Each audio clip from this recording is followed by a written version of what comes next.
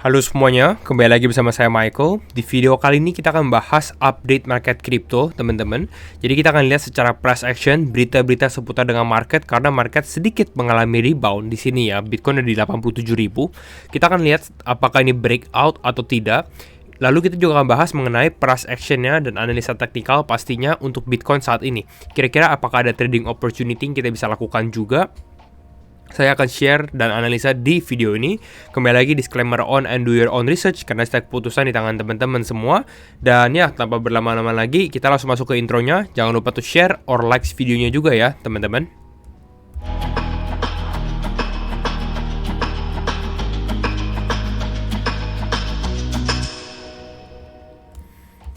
Oke, yuk kita bahas mengenai market ya.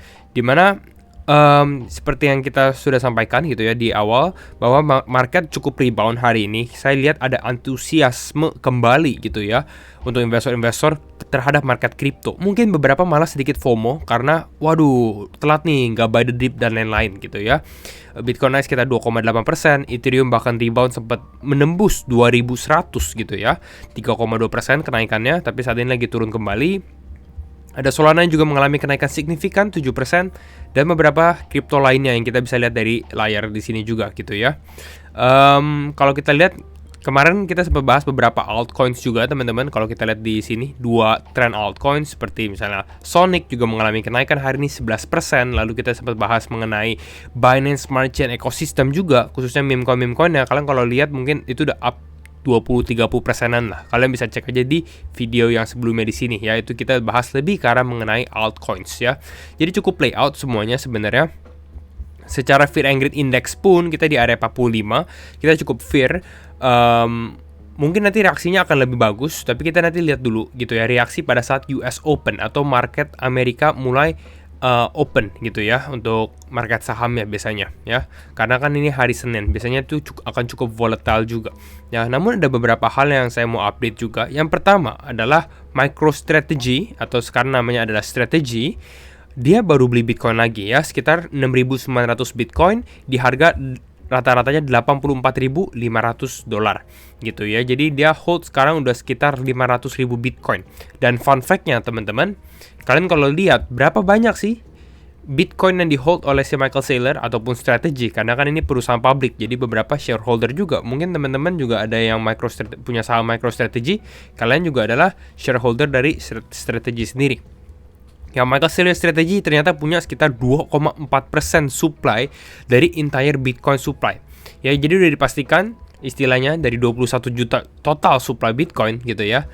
2,4%-nya itu udah dikuasai oleh Michael Saylor, dan saya rasa Michael Saylor last resort-nya dia benar-benar jual gitu ya, tapi dia nggak akan ada rencana buat take profit kalau menurut saya pribadi. Karena kalau kalian lihat dari secara bisnis modelnya tuh adalah buy more Bitcoin dan buy more Bitcoin juga ya. Nah, yang mungkin yang akan menjadi pertanyaan besar saat ini adalah kenapa sih kita bisa rally cukup pesat gitu ya hari ini? Kenapa sih kita bisa naik? Kemarin sebenarnya kita udah ada analisa. Kalau teman-teman lihat di analisa teknikal saya di video yang terakhir, which is yang di sini, nanti kita akan bahas sedikit gitu ya. Mana ya Nah, yang di sini ya, kita sedikit membahas teknikal mengenai Bitcoin dan memang terjadi. Nanti kita akan review di grafiknya aja teman-teman. Tapi kita mau lihat karena ada berita yang baru gitu ya. Berita barunya yang berita good newsnya adalah dari Trump sendiri gitu ya, dimana Presiden Donald Trump dia sempat bahas mengenai tarif yang akan diimplementasikan tanggal 2 April sebenarnya gitu ya. Namun kita kalau lihat news statementnya ini baru hari ini sebenarnya, kalian bisa lihat nih sore ini jam 4:30 gitu ya. Katanya adalah akan lebih targeted gitu. Jadi akan lebih targeted, jadi nggak akan ke semua sektor istilahnya. Jadi ya banyak orang yang panik. Sepertinya kalau seperti ini dampaknya akan lebih reduce gitu ya, akan lebih turun gitu. Orang-orang nggak akan terlalu panik juga. Ini persis dengan Liberation Day lah bisa dikatakan pada saat tarif announcement nanti tanggal 2 April. Karena orang-orang takut 2 April itu apa yang akan terjadi terhadap market sendiri gitu. Lalu kalau kita lihat lagi, he sees a retribution for tariff and other barriers from other countries including long time US allies. Jadi dia akan lebih ya akan lihat lah secara relationship juga dengan negara-negara yang akan diimplement tarifnya, khususnya sebenarnya menurut saya yang di North America atau di Amerika Utara seperti Kanada, Meksiko, karena ini kan mereka udah lama sekali gitu ya, mereka mungkin ada open trade dan lain-lainnya. Jadi akan cukup menarik gitu ya, karena kalau tarif itu teman-teman itu akan berdampak hampir ke seluruh sektor, tapi ada beberapa sektor yang sebenarnya mungkin nggak ada masalah jadi bermasalah gitu. Contohnya misalnya sektor otomotif ataupun bahkan sektor tech juga.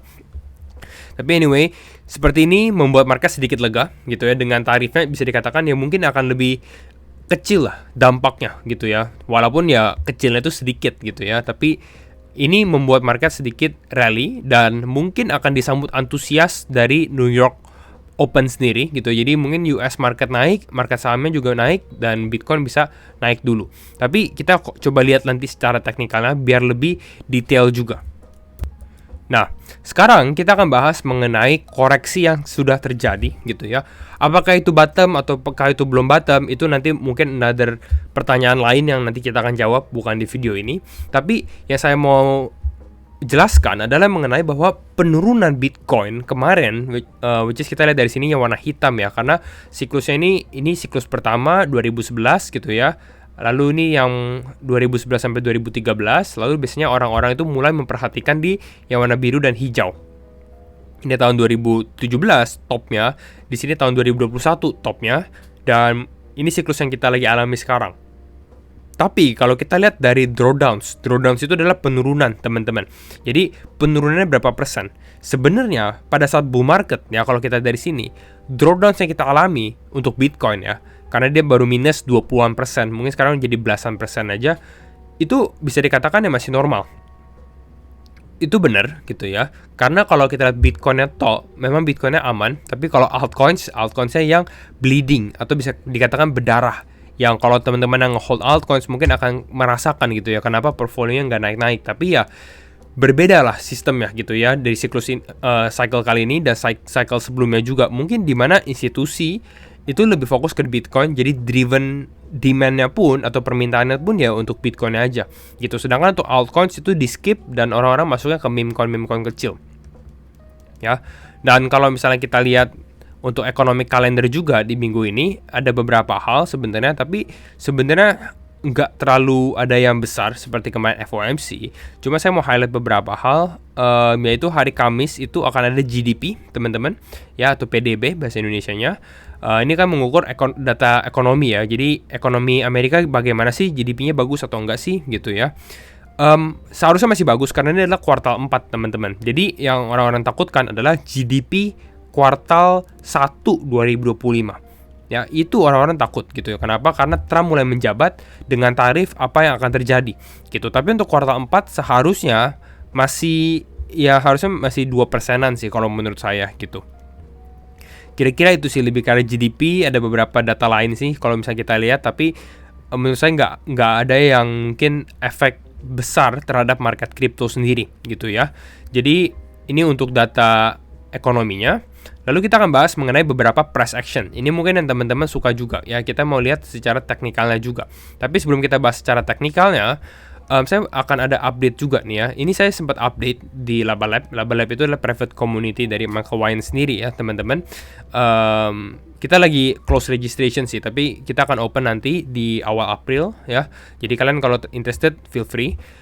Di mana nih saya update ini malam, Coinbase sepertinya T-Wopping, istilahnya kalau misalnya kalian lihat dari sini data yang saya ambil, itu kelihatan bahwa Coinbase itu lagi beli Bitcoin terus gitu. Dan di sini saya udah notify ke member semua bahwa oh nih Coinbase lagi beli Bitcoin nih gitu, karena kelihatan nih ya, kalian bisa lihat ini Bitcoinnya dibeli dan berkala gitu. Istilahnya T-Wopping itu adalah time weighted average price, dimana ini saya kasih contoh, kalau misalkan ada 10 juta dolar terus kalian bagi-bagi per waktunya lah istilahnya.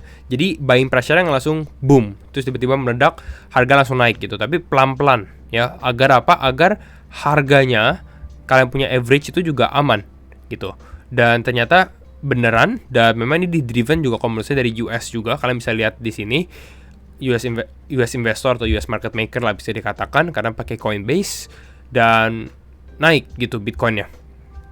Ya, ini sebenarnya sama gitu ya. Kalau teman-teman tanya, oh tapi ini share di member, saya udah sempet share juga sebenarnya di video yang terakhir juga di sini gitu ya, dimana ada potensi untuk Bitcoin menguat.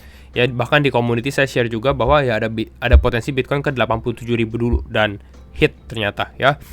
Dan kalau kita lihat saat ini, kembali lagi kita sekarang update mengenai secara teknikalnya juga. Kalau saya lihat dari liquidation heat map, ada 3 level. Ya, ini saya juga share di Laba Lab, tapi ini saya share juga ke teman-teman semua. Ada 3 level gitu ya. Sebenarnya yang mau di-hit itu adalah di area 87.800-an lah. Jadi sekarang ini menjadi resistance dan sebenarnya bisa dikatakan ini udah hit area liquidation-nya gitu. Makanya saya cenderung mungkin akan bisa ada short term kenaikan banget gitu ya pada saat market open dengan tadi adanya news berita-berita tentang Trump. Tapi kalian harus lihat liquidity itu sekarang lagi di area bawah gitu ya. Di sini 83.000 cukup besar, lalu ada 80-an ribu juga cukup besar di sini lagi building gitu. Jadi istilahnya ada liquidity di bagian bawah atau lower liquidity lah.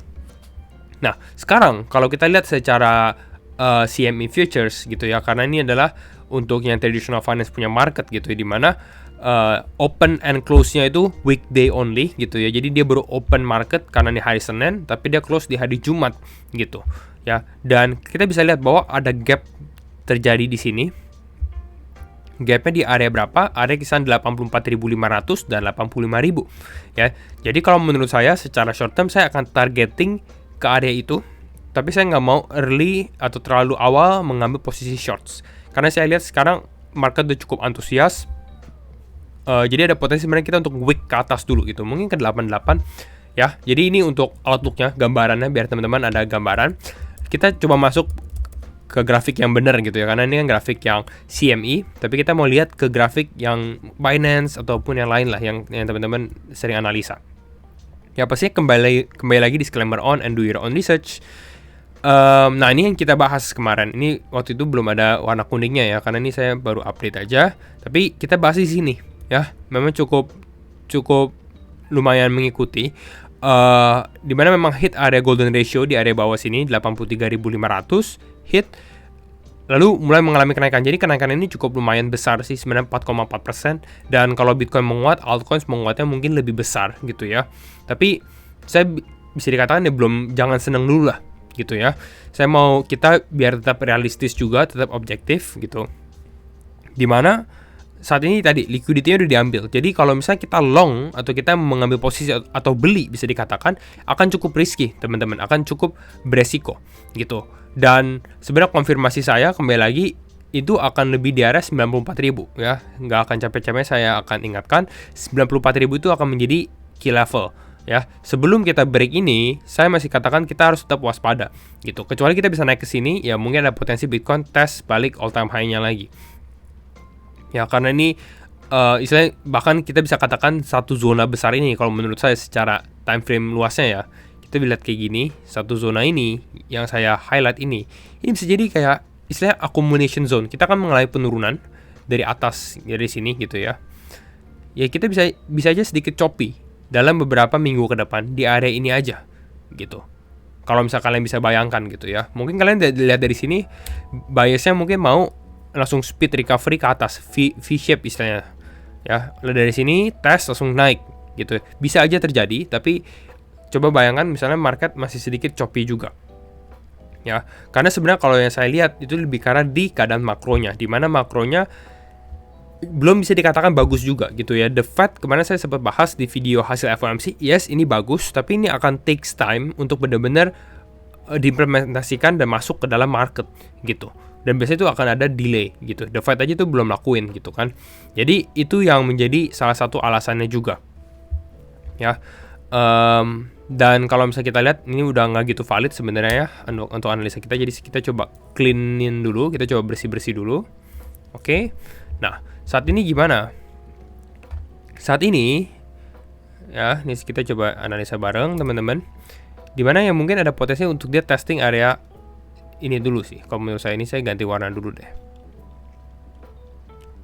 Nah, ya kalau misalnya kita lihat upside target, kalau menurut saya mungkin akan lebih karena di area kisaran 88.300, 89.000. Ya, ini mungkin akan menjadi sedikit kalau misalnya kita ada wick ke atas gitu ya. Tapi kalau misalnya terjadi di sini, nah ini adalah area di mana saya akan coba mencari posisi untuk possible short gitu. Targeting berapa? Targeting 8485 lah gitu ya, 84 85 di kisaran area ini lagi kembali gitu. Jadi ini salah satu trade yang bisa diambil mungkin dalam beberapa hari ke depan gitu ya, karena antusiasnya masih ada. Jangan terlalu cepet-cepet juga untuk nge-short teman-teman, kita lihat dulu. Tapi overall seperti ini untuk perspektif trader. Tapi kalau misalnya kita investor, sebenarnya kalau menurut saya Bitcoin di bawah 80.000 itu kalian langsung beli aja. Bitcoin di bawah 80.000 DCA, beli lagi gitu, nggak usah timing the market, karena saya secara outlook masih cukup melihat bahwa ya kita masih bisa naik kembali gitu. Mungkin itu aja untuk sedikit update gitu ya. Pastinya kembali lagi disclaimer on and do your own research gitu ya teman-teman. Tapi itu outlooknya, semoga membantu semua, dan ya see you all in next video. Bye bye.